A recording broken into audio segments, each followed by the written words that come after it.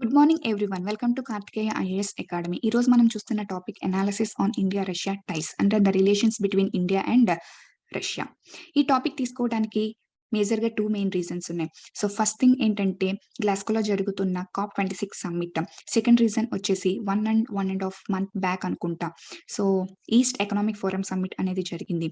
So, ఈ 2 main reasons వల్ల ఈ టాపిక్ తీసుకోవడం జరిగింది. ఈ 2 మెయిన్ రీజన్స్ తీసుకోవటానికి ఫస్ట్ థింగ్ వచ్చేసి COP26 సమ్మిట్. సో, ఈ COP26 సమ్మిట్ గురించి నేను అనాలిసిస్ అనేది ఒక వీడియోలో చేసి చూపించాను. సో, ఆల్రెడీ ఎవరైనా చూడకపోతే అందులో ఒకసారి చూడండి. బట్ ఆ అనాలిసిస్ అనేది ఇండియా అనేది ఇంకా సమ్మిట్‌లో జాయిన్ అవ్వక ముందు, అంటే ఇంకా సమ్మిట్ అనేది ఇనిషియేట్ అవ్వక ముందు అనాలిసిస్ అన్నమాట. సో, అప్పటి వరకు ఆల్మోస్ట్ ఒక 15 డేస్, 20 డేస్ వరకు న్యూస్ ఆర్టికల్స్‌లో ఏంటంటే ఇండియా యొక్క ప్రయారిటీస్ అండ్ ఛాలెంజెస్ అనేవి మాట్లాడడం జరిగింది. సో, ప్రెజెంట్ ఇండియా అంటే నెట్ జీరో ఎమిషన్స్ టార్గెట్‌ని ప్రెజెంట్ ఫుల్‌ఫిల్ చేయడం అనేది ఇండియాకి చాలా కష్టం. సో, ఖచ్చితంగా ఏంటంటే ఈ నెట్ జీరో ఎమిషన్స్ టార్గెట్ అనేది ఇండియా ప్రెజెంట్ సిట్యుయేషన్‌లో తీసుకోదు అని చెప్పేసి చాలా న్యూస్ ఆర్టికల్స్ అయితే రావటం జరిగింది. సో, దాన్ని బేస్ చేసుకొని ఏంటంటే మనం ప్రయారిటీస్ అండ్ ఛాలెంజెస్ కూడా మనం మాట్లాడుకున్నాం. అయితే అప్పటి వరకు మనం చూసిన అనాలిసిస్‌కి ఎంటైర్ కాంట్రరీగా ఏంటంటే ఇండియా సమ్మిట్ జరిగిన నెక్స్ట్ డే ఏంటంటే నెట్ జీరో ఎమిషన్స్ టార్గెట్‌ని 2070 కల్లా ఇండియా అచీవ్ చేస్తుందని చెప్పేసి ప్ర మనకి న్యూస్ అనేది రావడం జరిగింది. సో, అప్పటి వరకు ఇండియాలో జరుగుతున్న ఈవెన్ ఎక్స్‌పర్ట్స్ డిస్కషన్స్‌కి ఎంటైర్ కాంట్రరీగా ఏంటంటే, ఈ అనౌన్స్‌మెంట్ అనేది రావటం జరిగింది. కాకపోతే ఈ 2070 కల్లా నెట్ జీరో ఎమిషన్స్ టార్గెట్‌ని అచీవ్ చేయడం అనేది ఇండియాకి అంత ఈజీ టాస్క్ అయితే కాదు.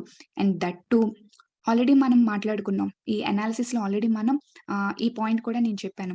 2030 కల్లా 450 gigawatts of renewable source of ఎనర్జీని ఇండియా అనేది ఇన్‌స్టాల్ చేస్తుందని చెప్పేసి. అది కూడా ఇదేంటి ఇండియా యొక్క intended national determined contributions. Paris అగ్రీమెంట్‌లో దీని యొక్క ఆబ్జెక్టివ్స్‌లో వన్ ఆఫ్ ద పాయింట్స్ అన్నమాట ఇది.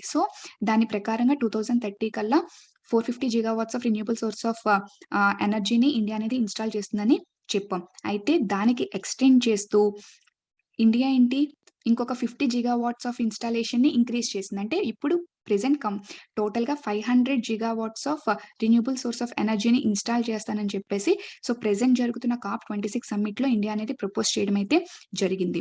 అయితే ఇక్కడ 2 మేజర్ ఇష్యూస్. ఫస్ట్ థింగ్ ఏంటంటే నెట్ జీరో ఎమిషన్స్ టార్గెట్‌ని అచీవ్ చేయాలన్నా, ఈ 500 gigawatts of renewable source of ఎనర్జీని ఇన్‌స్టాల్ చేయాలన్నా ఇండియాకి అంత ఈజీ టాస్క్ అయితే కాదు. కాబట్టి ఆ కాంటెక్స్ట్‌లో మనం ఇది మాట్లాడుకుంటున్నామనమాట. సో, ఈ COP26 సమ్మిట్ గురించి సమ్మిట్ అంతా కంప్లీట్ అయిపోయిన తర్వాత ప్రెజెంట్ అయితే నెగోషియేషన్స్ అనేవి జరుగుతున్నాయి. కంప్లీట్‌గా మనకి ఈ సమ్మిట్ అనేది ఎండ్ అయిపోయిన తర్వాత ఏ ఔట్‌కమ్స్ అనేది ఇండియా తీసుకొచ్చింది, అది ఏ ఎజెండాతో ఈ ప్రపోజల్స్ అనేవి ముందు పెట్టింది, అనౌన్స్‌మెంట్స్ అనేవి చేసింది. దాని దగ్గరున్న ప్లాన్స్ ఏంటి, ఐడియాస్ ఏంటి, అప్రోచెస్ ఏంటనేవి మనం ఇంకొక వీడియోలో మనం దాని గురించి కాంప్రహెన్సివ్‌గా నేర్చుకుందాం. అయితే ప్రెజెంట్ ఇక్కడ పాయింట్ చెప్పాను. ఏంటి 500 gigawatts of renewable source of ఎనర్జీని ఇండియా ఇన్‌స్టాల్ చేస్తాను అంది.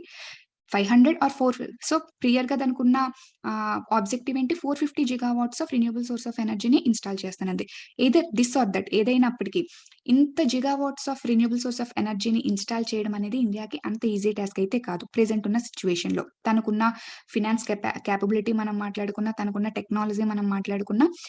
ఈ కాంటెక్స్ట్‌లో ఏంటంటే ఈ ప్రెజెంట్ సిట్యుయేషన్‌లో అంత gigawatts of renewable source of ఎనర్జీని ఇన్‌స్టాల్ చేయడం అనేది ఇండియాకి ఒక పెద్ద గోల్ అనే చెప్పుకోవాలి.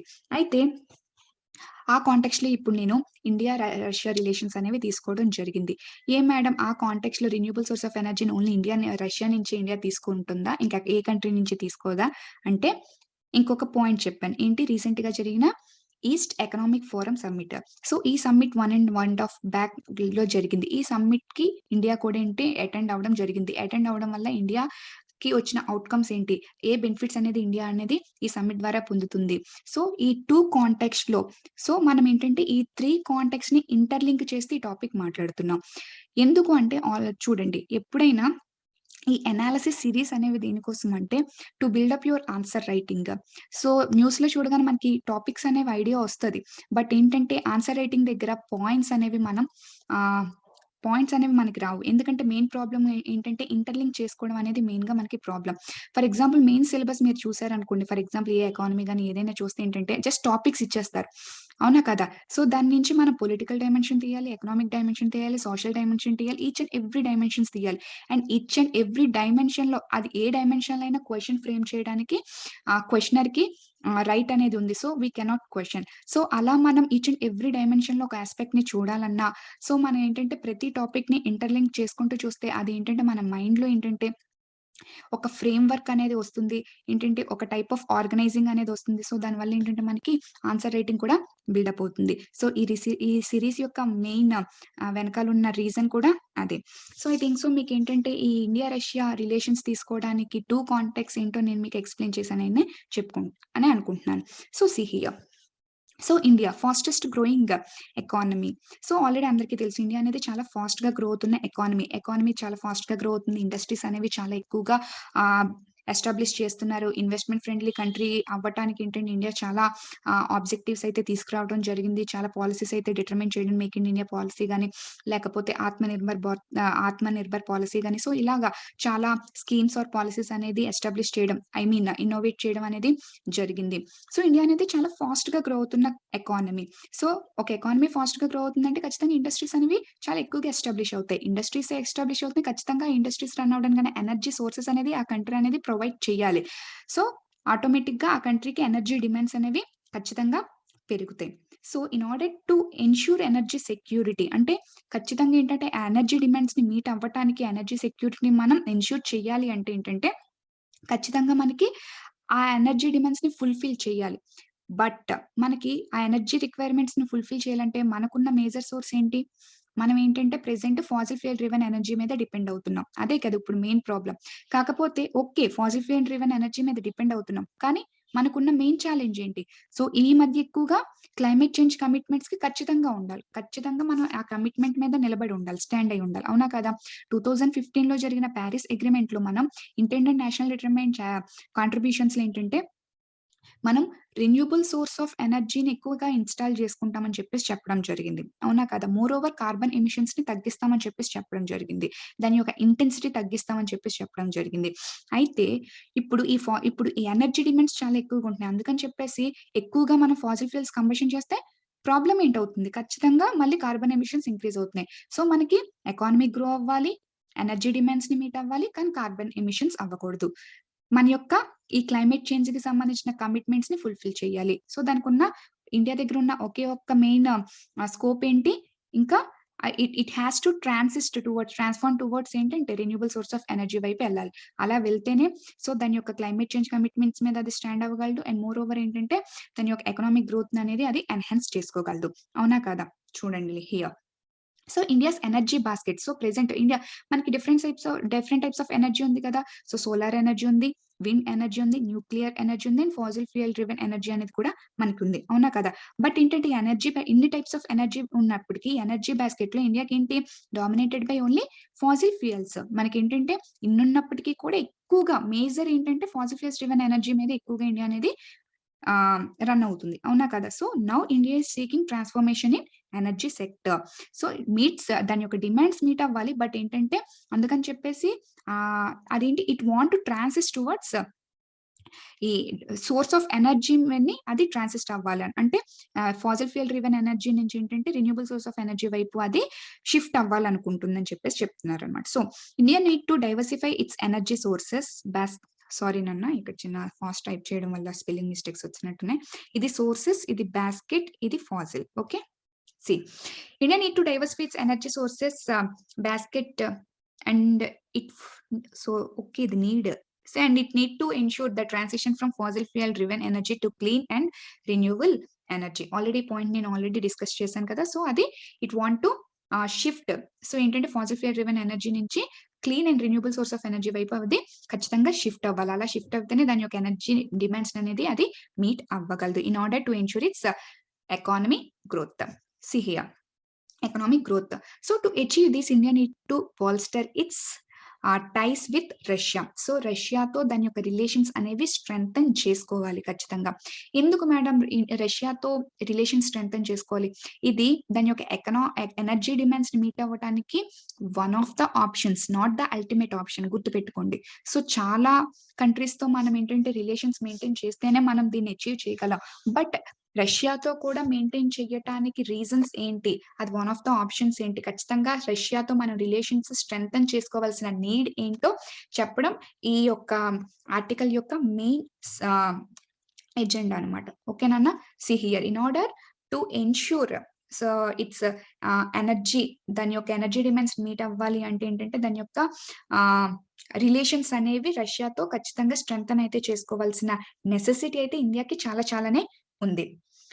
Why? Because Russia is a blessed region with a lot of hydrocarbon reserves అవ్వచ్చు, నేచురల్ గ్యాస్ రిజర్వ్స్ అవ్వచ్చు, క్రూడ్ ఆయిల్ రిజర్వ్స్ కావచ్చు, చాలా ఎక్కువగా అబండెంట్ గా ఉన్న కంట్రీ. అవునా కాదా? సో రిసోర్సెస్ అబండెంట్ గా ఉండడమే కాదు, టెక్నాలజీ విషయంలో కూడా చాలా న్యూ అండ్ అడ్వాన్స్డ్ టెక్నాలజీ కలిగి ఉన్న కంట్రీ కూడా. So like renewable source of energy, like solar ఎనర్జీలో కానీ, విండ్ ఎనర్జీలో కానీ ఏంటంటే ఇది చాలా అడ్వాన్స్డ్ టెక్నాలజీ అనేది కలిగి ఉన్న కంట్రీ. అవునా కాదా? అండ్ మోర్ ఓవర్ ఏంటంటే న్యూక్లియర్ పవర్ ప్లాంట్స్ కి సంబంధించిన టెక్నాలజీ కూడా చాలా అడ్వాన్స్డ్ వేలో ఉన్న కంట్రీ. సో ఇవన్నీ మనకి అడాప్ట్ చేసుకోవాలంటే ఖచ్చితంగా మనం ఏంటంటే రష్యాతో రిలేషన్షిప్స్ మెయింటైన్ చేసుకోవడం అనేది చాలా ఇంపార్టెంట్. సో మనం ఈ 500 gigawatts of renewable source of ఎనర్జీని ఇన్స్టాల్ చేసుకోవడానికి ఇది వన్ ఆఫ్ ద ఆప్షన్స్ గా మనం చూసుకోవచ్చు. చూడండి, Russia contains new technologies in nuclear sector and renewable energy like wind and solar. Already discussed chesam. So to strengthen the actual energy sector, both countries initiated joint projects. So through which both countries attracted, see here, to strengthen energy sector, both countries initiated joint projects. So see here, Russia see here. అయితే ఏంటంటే east economic forum, see here, east economic forum. So already చెప్పాను ఇది 1.5 back. So ఈ summit అనేది జరగడం జరిగింది. ఈ east economic forum అంటే ఏంటి? Russia, see here, I show you the picture, 1 minute.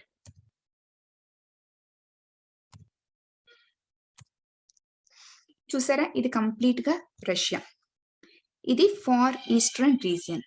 Okay, so Russia అనేది ఈ ఫార్ ఈస్టర్న్ రీజియన్ లో ఇన్వెస్ట్మెంట్స్ ని అట్రాక్ట్ చేయడానికి ఒక ఇనిషియేషన్ అని తీసుకుంది. అది కూడా ఏంటి?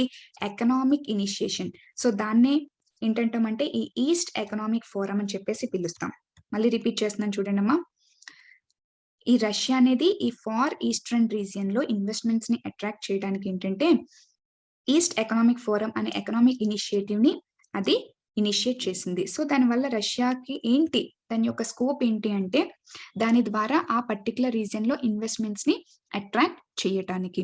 సో ఆ మీటింగ్స్ అనేవి రీసెంట్ గా ఏంటంటే 6th సమ్మిట్ అనేది జరిగింది, 6th మీటింగ్ అనేది జరిగింది. 6th ఈస్ట్ ఎకనామిక్ ఫోరం అని చెప్పేసి ఒకసారి కొట్టండి. సో మీకు దాని గురించి డీటెయిల్ గా రావడం అయితే జరుగుతుంది. I think so 1 month back జరిగినట్టుంది. ఓకే, సో ఇక్కడ ఇన్వెస్ట్మెంట్స్ పెట్టడానికి ఇండియా కూడా చాలా ఇంట్రెస్ట్ చూపించింది. ఎందుకంటే సి హియర్,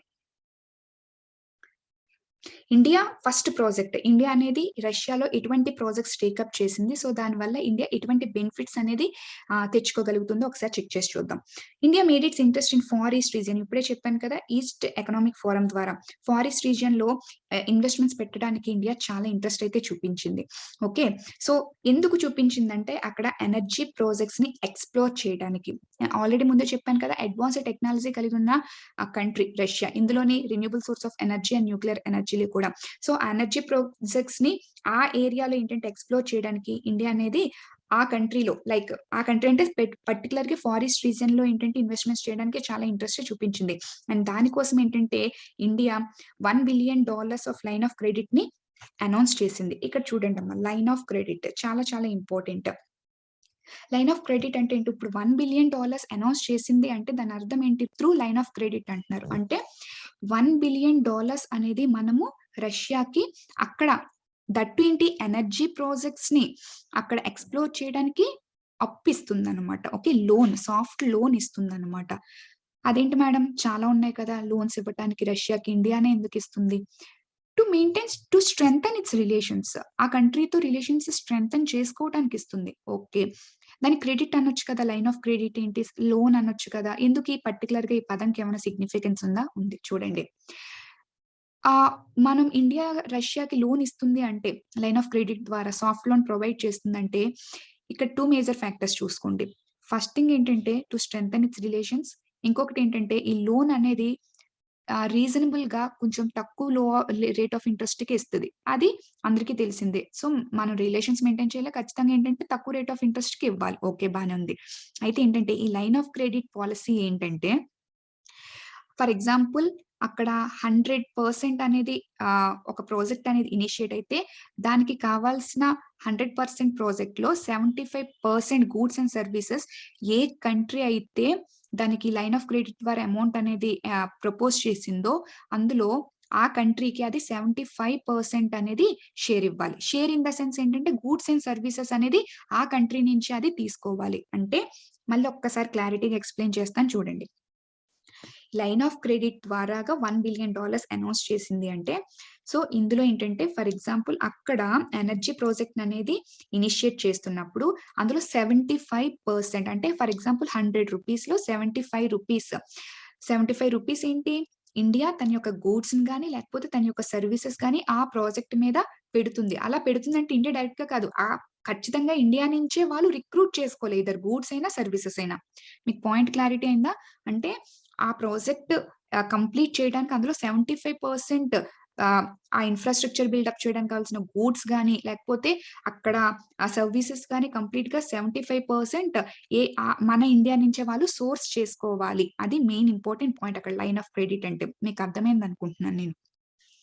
సో ఏంటంటే, ఆ ఫారెస్ట్ రీజియన్‌లో ఏంటంటే, ఈ ఎనర్జీ ప్రాజెక్ట్స్‌ని ఎక్స్‌ప్లోర్ చేయడం ద్వారా సో ఇండియా ఏంటంటే లైన్ ఆఫ్ క్రెడిట్ ద్వారా $1 బిలియన్ అనౌన్స్ చేసింది. సో దాని ద్వారా ఏంటి ఆల్‌మోస్ట్ 75% ఇండియా ఏంటి దీని యొక్క గూడ్స్‌ని, సర్వీసెస్‌ని అక్కడికి ఎక్స్‌టెండ్ చేస్తుందన్నమాట. అర్థమైందా? So see here. సో మనకి దాని ద్వారా మనము అక్కడ ఎనర్జీ ప్రాజెక్ట్స్‌ని ఏంటంటే మనం ఎక్స్‌ప్లోర్ చేయొచ్చు. దాని ద్వారా అక్కడి నుంచి మనం ఇండియాకి మనం కనెక్టివిటీ అనేది వస్తుంది. So see here to create necessary connectivity infrastructure అక్కడ కదా ఎస్టాబ్లిష్ అవుతున్న ఎనర్జీ ప్రాజెక్ట్స్. మరి ఇండియాకి ఎక్కడి నుంచి వస్తాయి? ఖచ్చితంగా మనం కనెక్టివిటీ ఇన్‌ఫ్రాస్ట్రక్చర్ అనేది డెవలప్ చేయాలి కదా! అవునా కదా? సో ఈ కనెక్టివిటీ ఇన్‌ఫ్రాస్ట్రక్చర్‌ని మనం డెవలప్ చేయడానికి ఏంటంటే సో ఎలా ఇక్కడ మ్యాప్‌లో చూస్తాను. సీ హియర్ ఇక్కడ కనిపిస్తుందా? ఇది చూడండి. ఇదంతా రష్యా. ఇక్కడి నుంచి ఇదంతా రష్యా. ఓకే. ఇది వ్లాడివాస్టాక్. ఓకే. ఇక్కడ పాయింట్ చూడండి. ఇక్కడ వ్లాడివాస్టాక్ పోర్ట్ ఉంది. సో ఇక్కడ పోర్ట్ ఉంది ఆల్రెడీ. ఇండియాకి చూడండి చెన్నై పోర్ట్. సో ఇక్కడి నుంచి ఇదంతా ఒక న్యూ సీ ట్రేడ్ రూట్ అనేది వీళ్ళు ప్రపోజ్ చేయడం, అనౌన్స్ చేయడం అనేది జరిగింది. రష్యాలో ఉన్న వ్లాడివాస్టాక్ అండ్ ఇండియా దగ్గర చైనా ఒక న్యూ సీ రూట్. సో దీని ద్వారా ఏంటి ఇక్కడ ఫారెస్ట్ రీజియన్ సీ హియర్ ఇక్కడే కదా ఉంది ఫారెస్ట్ రీజియన్. ఓకే.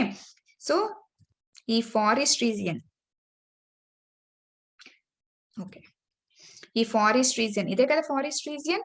ఇదే కదా ఫారెస్ట్ రీజియన్. ఈ ఫారెస్ట్ రీజియన్‌లో ఉన్న వ్లాడివాస్టాక్ నుంచి ఏంటంటే ఒక sea trade new sea trade route అనేది వాళ్ళు అనౌన్స్ చేయడం అనేది జరిగింది. సో దాని ద్వారా ఏంటంటే ఏంటి చేస్తున్నారు? పోర్ట్స్‌ని కనెక్ట్ చేస్తున్నారు. దేనికి? పోర్ట్స్‌ని దేనికి కనెక్ట్ చేస్తున్నారు? ఇన్ ఆర్డర్ మనకి ఒక కనెక్టివిటీ ఇన్‌ఫ్రాస్ట్రక్చర్‌ని మనం డెవలప్ చేసుకోవడానికి. సో ఈ ఎనర్జీ ప్రాజెక్ట్స్ నుంచి ఒక కనెక్టివిటీ ఇన్‌ఫ్రాస్ట్రక్చర్‌ని డెవలప్ చేసుకొని ఇక్కడున్న ఎనర్జీ ప్రాజెక్ట్స్ నుంచి మనం ఎనర్జీ రిసోర్సెస్‌ని మనం ఎక్స్‌ప్లోర్ చేసుకోవటానికి ఇన్‌ఫ్రాస్ట్రక్చర్‌ని డెవలప్ చేస్తున్నారనమాట. ఐ థింక్ సో మీకు క్లారిటీగా అర్థమైందని అనుకుంటున్నాను. ఓకే. సో దీన్ని ఏం చెప్తామంటే చెన్నై వ్లాడివాస్టాక్ మారిటైమ్ కారిడార్ అని చెప్పేసి చెప్పడం జరుగుతుంది. మీకు క్లియర్‌గా డయాగ్రామ్‌లో కనిపిస్తున్నట్టుంది. ఇది వ్లాడివాస్టాక్, ఇది చెన్నై. ఇదే కంప్లీట్‌గా ఏంటంటే చెన్నై వ్లాడివాస్టాక్ మారిటైమ్ కారిడార్ అని చెప్పేసి అంటాం. సో ఇక్కడ ఎనర్జీ సోర్సెస్‌ని ఎక్స్‌ప్లోర్ చేసి ఏంటంటే అక్కడి నుంచి ఇన్‌ఫ్రాస్ట్రక్చర్ డెవలప్ చేసి ఒక కనెక్టివిటీ లైన్ అనేది మనం ఇక్కడి నుంచి ఇవ్వటం జరుగుతుంది. ఓకే. సో అది project 1.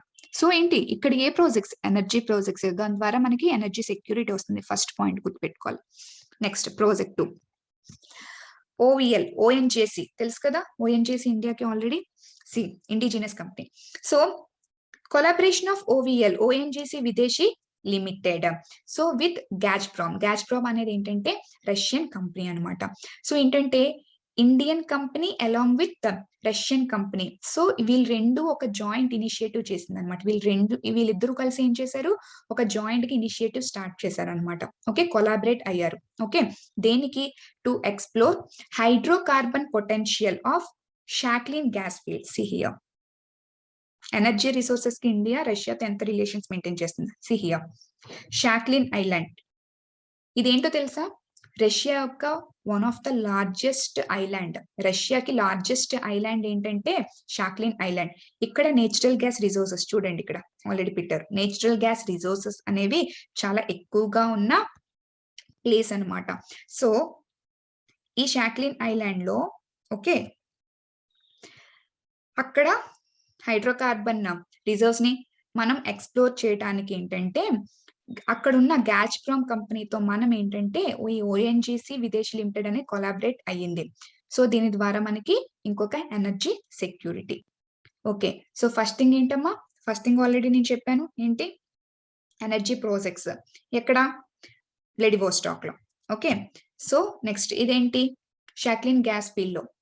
Okay, third one project 3. See here, యాక్చువల్గా ఇది ఎనర్జీ కాదు, బట్ ఏంటంటే ప్రాజెక్ట్ నేను ఇంక్లూడ్ చేశాను అంటే మీకు టోటల్ గా ఇండియాకి రష్యాకి మధ్య ఏంటంటే ప్రాజెక్ట్స్ అనేవి కంప్లీట్ గా ఉన్నాయని తెలుసుకోవడానికి. Joint project initiated by Reliance and cyber. See here,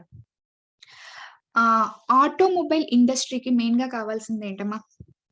tyres, అవునా కాదా? ఖచ్చితంగానా. బట్ ఈ టైర్స్ మ్యానుఫ్యాక్చరింగ్ కావాలి అంటే ఒక 2 ఇంపార్టెంట్ పెట్రోకెమికల్ ప్రొడక్ట్స్ కావాలి. అవే బ్యూటైల్ అండ్ హాలోజినేటెడ్ బ్యూటైల్. కాకపోతే ఈ బ్యూటైల్ అండ్ హాలోజినేటెడ్ బ్యూటైల్ అనే పెట్రోకెమికల్ ప్రొడక్ట్స్ అనేవి మనకి ఇండిజినస్ గా ప్రొడ్యూస్ అవ్వవు. ఇండిజినస్ గా ఎటువంటి కూడా దానికి సంబంధించిన ప్రొడక్షన్ అనేది మనకి ఇండియాలో జరగదు. అదే ఇండియాకి ఉన్న మేజర్ ప్రాబ్లం.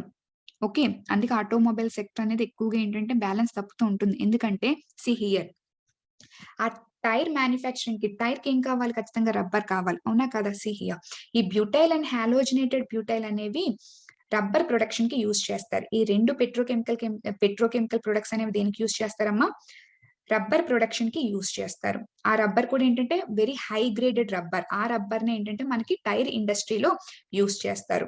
సో ఇదంటే ఇంటర్లింక్ అనమాట. ఇది ప్రొడ్యూస్ అయితేనే ఇది ప్రొడ్యూస్ అవుతుంది, ఇది ప్రొడ్యూస్ అయితేనే ఏంటంటే ఇది ప్రొడ్యూస్ అవుతుంది. సో టైర్ ఇండస్ట్రీ ఏంటంటే బాగా మంచి ప్రోగ్రెస్ లో ఏంటంటే మనకి ఆటోమొబైల్ ఇండస్ట్రీ కూడా చాలా ప్రోగ్రెస్ లో ఉంటుంది, అవునా కదా? అయితే ఇక్కడ మనకి కీ ఇంపార్టెంట్ ఫ్యాక్టర్ అయిన బేస్ ఏదైతే ఉందో అది ఇండిజినస్ గా మనం ప్రొడ్యూస్ అనేది చెయ్యదు.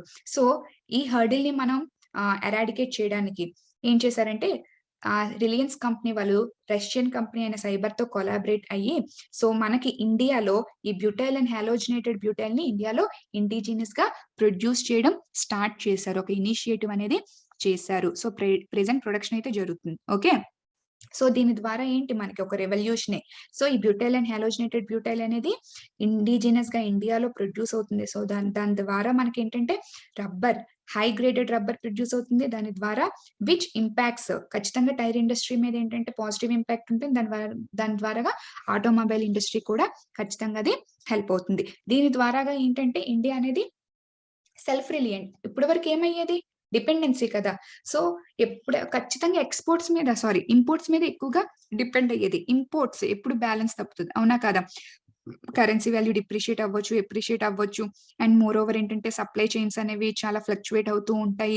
చాలా ఫ్యాక్టర్స్ ఇంపోర్ట్స్ గానీ ఒక కంప్లీట్ గా ఫారిన్ తో ట్రేడ్ అనేది ఏంటంటే కంప్లీట్ గా ఏంటంటే ఎప్పుడు కూడా ఫ్లక్చువేట్ అవుతూ ఉంటది. సో ఆ ఫ్లక్చువేషన్స్ వల్ల ప్రైసెస్ కూడా చాలా డిఫరెన్స్ అవుతూ ఉంటాయి. అండ్ మోర్ ఓవర్ ఏంటంటే ఇండస్ట్రీ ఏంటంటే ఒక సస్టైనబుల్ గా ఉండడానికి కూడా ఎక్కువ స్కోప్ ఉండదు. అదే ఇండిజినస్ గా ప్రొడక్ట్స్ అనేవి దానికి కావాల్సిన రా మెటీరియల్స్ ప్రొడ్యూస్ అయినప్పుడు దానికి ఆ ఇండస్ట్రీకి ఒక సస్టైనబుల్ గ్రోత్ అనేది వస్తుంది, అవునా కదా?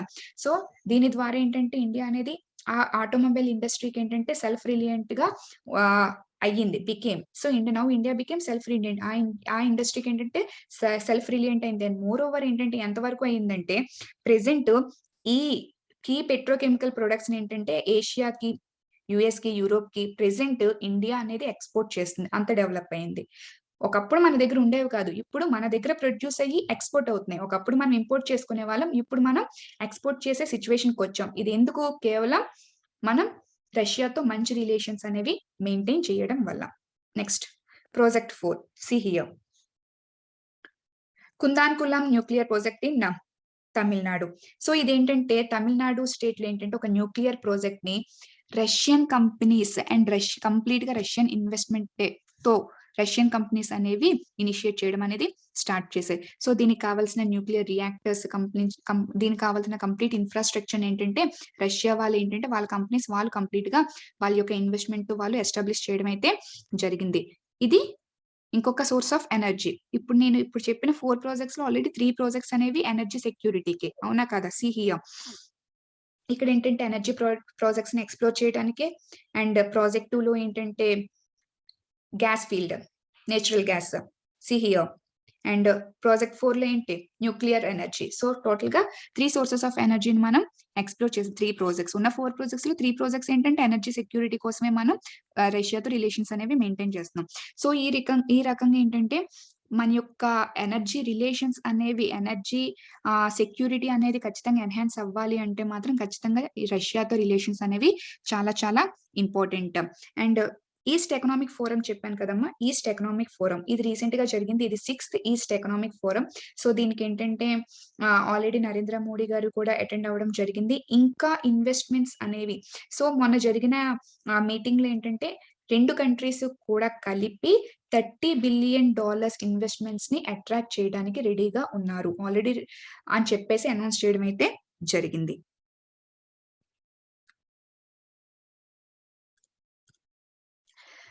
So see here. So energy సెక్యూరిటీకి వన్ ఆఫ్ ద రీజన్స్ రష్యాతో రిలేషన్స్ అనేవి స్ట్రెంగ్తన్ చేసుకోవాల్సిన నెసెసిటీకి ఇండియాకి ఉంది అని చెప్పడానికి అనమాట. So and also east economic forum గురించి కూడా కాంటెక్స్ట్ అనేది తీసుకురావడం కోసం ఈ టాపిక్ సెలెక్ట్ చేసుకోవడం జరిగింది. So present need of the hour, already మీకు ట్రెడిషనల్ ఫోకస్ గా ఇండియాకి రష్యాకి ఏంటంటే ఫస్ట్ నుంచి ఏంటంటే స్ట్రాటజిక్ అండ్ డిఫెన్స్ డొమైన్స్ లోనే, ఈ డొమైన్స్ లోనే వాళ్ళు ఎక్కువగా రిలేషన్స్ మెయింటైన్ చేయడం అనేది జరిగింది. ఓకే, ఈ మధ్య ఎప్పుడైతే ఈ ఈస్ట్ ఎకనామిక్ ఫోరం అనేది ఇనిషియేట్ చేశారు, ఇది 2015 లో ఇనిషియేట్ చేశారమ్మా ఇన్వెస్ట్మెంట్స్ కోసం. ఓకే, ఆ రీజియన్ లో, సో ఈస్ట్ ఫార్ రీజియన్ లో ఏంటంటే ఫార్ ఈస్ట్ రీజియన్ లో ఇన్వెస్ట్మెంట్స్ ని అట్రాక్ట్ చేయడానికి ఇనిషియేట్ చేసిన ఫోరం అన్నమాట. సో ఎప్పుడైతే ఈ 2015 లో ఈ ఈస్ట్ ఎకనామిక్ ఫోరం ఇనిషియేట్ చేశారో అప్పటి నుంచి మాత్రమే ఓకే ఎకనామిక్ రిలేషన్స్ అండ్ ఎనర్జీకి సంబంధించిన కోఆపరేషన్స్ జరగడం అనేది ఇండియాకి రష్యాకి మధ్య స్టార్ట్ అవ్వడం జరిగింది. అప్పటి వరకు కూడా మనకి only strategic and defence domains లో మాత్రమే రిలేషన్స్ అనేవి ఉండేవి. 2015 నుంచే ఈస్ట్ ఎకనామిక్ ఫోరం ఎస్టాబ్లిష్ అయిన దగ్గర నుంచి ఏంటంటే మనకి రిలేషన్స్ అనేవి షిఫ్ట్ అయ్యాయి. స్ట్రాటజిక్ అండ్ డిఫెన్స్ డొమైన్స్ నుంచి ఏంటంటే ఎనర్జీ కోఆపరేషన్, ఎకనామిక్ కోఆపరేషన్స్ మధ్య ఇలాగా మన యొక్క ఆబ్జెక్టివ్స్ అనేవి షిఫ్ట్ అయ్యాయి. ఈ రెండు వైపు energy cooperation and economic cooperation వైపు షిఫ్ట్ అయ్యాయి అనమాట. సో మనకి ఖచ్చితంగా ఈ గ్రీన్ అండ్ క్లీన్ ఎనర్జీ అనేది మనము అచీవ్ అవ్వాలి అంటే దట్టు ప్రెసెంట్ ప్రపోజ్ చేసిన విధంగా 2070 కల్లా మనము నెట్ జీరో ఎమిషన్స్ టార్గెట్ ని మనము ఫుల్ఫిల్ చేయాలంటే, అచీవ్ చేయాలంటే ఈ రెన్యూబుల్ సోర్స్ ఆఫ్ ఎనర్జీ వైపు షిఫ్ట్ అవ్వాలి. అలా షిఫ్ట్ అవ్వాలి అంటే ప్రెసెంట్ ఉన్న కంట్రీస్ తో మనకి ఎనర్జీ సెక్యూరిటీని ఇస్తున్న ఏ కంట్రీస్ అయితే ఉన్నాయో ఆ కంట్రీస్ తో రిలేషన్స్ అనేవి ఇంకా స్ట్రెంగ్తన్ చేసుకొని, సో వాళ్ళ నుండి మనం టెక్నాలజీ ఆల్రెడీ చెప్పాను కదా, సోలార్ రెన్యూబుల్ సోర్స్ ఆఫ్ ఎనర్జీలో ఆల్రెడీ చాలా అడ్వాన్స్డ్ టెక్నాలజీ ఉన్న కంట్రీ రష్యా. సో ఇప్పటి వరకు జరిగిన ఇనిషియేటివ్స్ ని ఇంకా స్ట్రెంగ్తన్ చేసుకొని అండ్ ఇంకా ఫ్యూచర్ లో ఇనిషియేటివ్స్ అనేవి చాలా ఎక్కువగా చేస్తూ వాళ్ళ దగ్గర నుంచి ఇన్వెస్ట్మెంట్ గానీ టెక్నాలజీ గానీ అడాప్ట్ చేసుకొని సో ఇండియా అనేది ప్రోగ్రెస్ అవ్వాలి అని చెప్పేసి చూద్దాం. సో ఐ థింక్ సో మీకు టాపిక్ అనేది క్లియర్ గా అర్థమైందని చెప్పేసి అనుకుంటున్నాను. Thank you one and all.